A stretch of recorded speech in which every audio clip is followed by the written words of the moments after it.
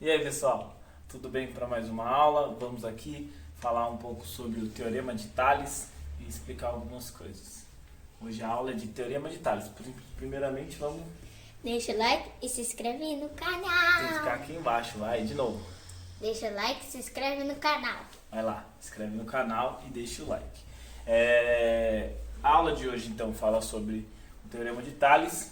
E Tales, né, para quem gosta um pouquinho da história, da matemática, Tales foi um matemático, né, da antiguidade e que ele desenvolveu algumas bases da matemática e é um dos que tem aí um teorema com o seu nome, né?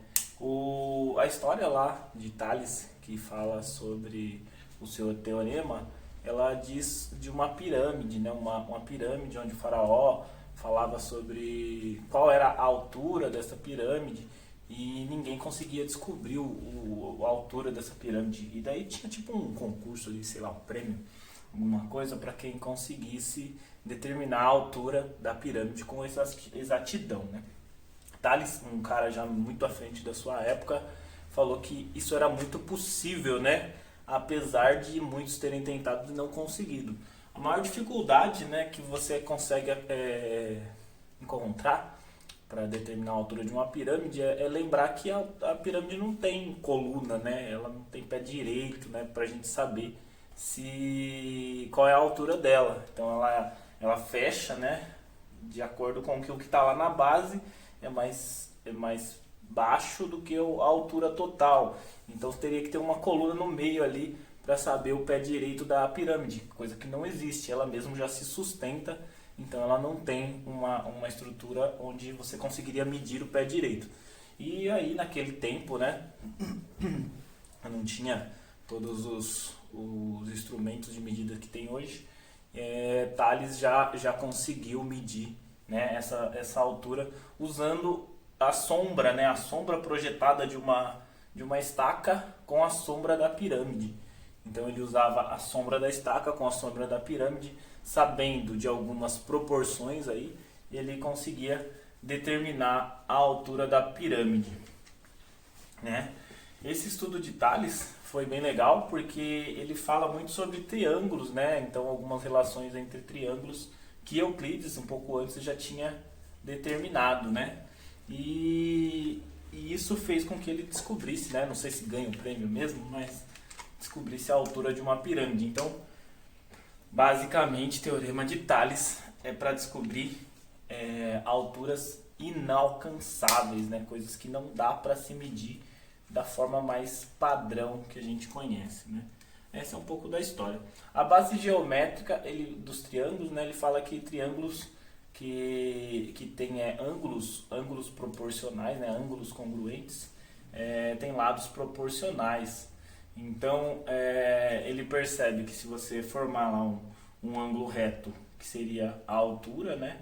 A altura da estaca, junto com o ângulo da sombra, como é o mesmo Sol, então o ângulo da altura é um ângulo reto, o ângulo da sombra também é um ângulo idêntico, porque ele vem da projeção do mesmo Sol.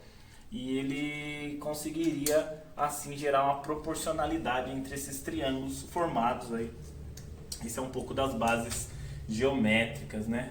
A história é bem mais legal, mas fica aí para vocês pesquisarem um pouco sobre, né? E o uso, né, basicamente é para medir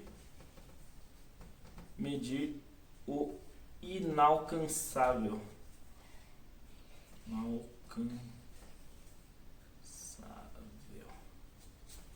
Então, inalcançável é chegar num local, né? Chegar numa medida que a gente não consegue medir. Depois do texto que tem aí de introdução no material que vocês receberão em anexo, ele vem algumas questões pessoais, coisas que você vai ter na leitura, né? E na atenção ao vídeo.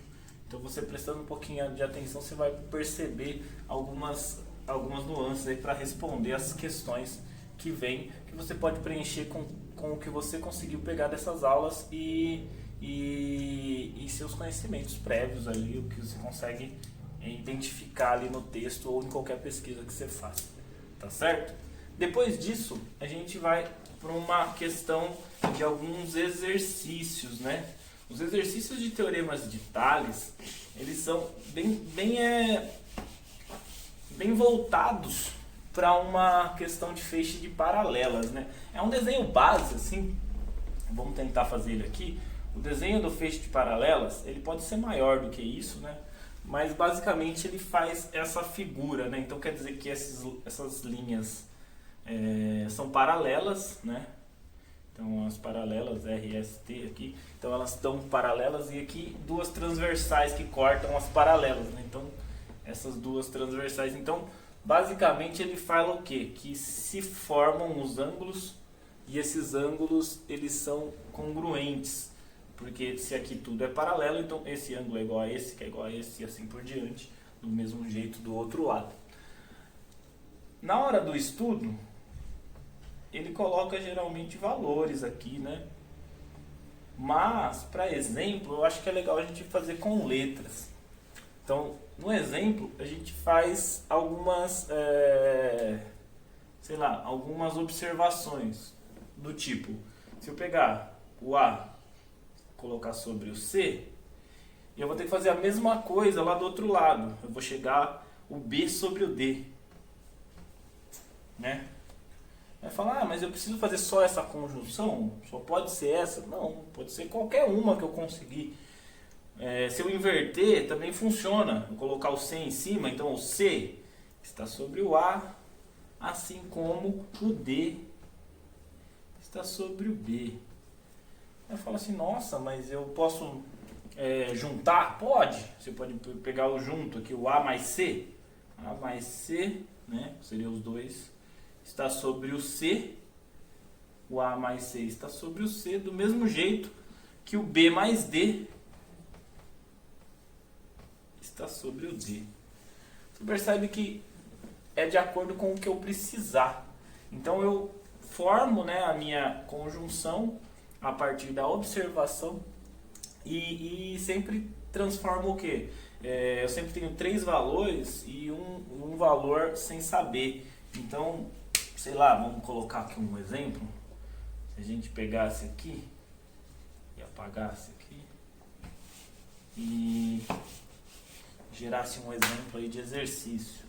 Vamos pensar que aqui fosse o 5, né? 5 para 10. Do mesmo jeito que o 6 está para um valor que eu não sei ali, né?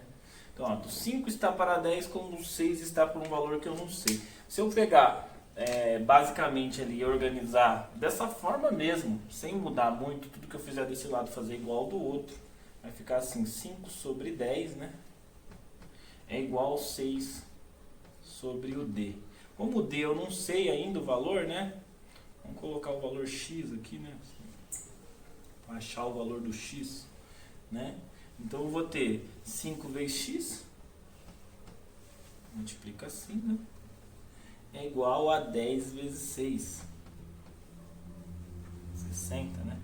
Se 5x é igual a 60, cada x vai valer 60 dividido por 5, né? Então, x é igual a 12, certo? Então fica bem fácil de montar. A partir da observação mesmo no teorema, a gente determina aí algumas distâncias do feixe de paralelas cortados por duas transversais. Eu espero que vocês consigam fazer aí os exercícios também diretos, já respondem ali na folha mesmo. Qualquer dúvida, entre em contato com a gente no WhatsApp ou no blog da escola, e até mais.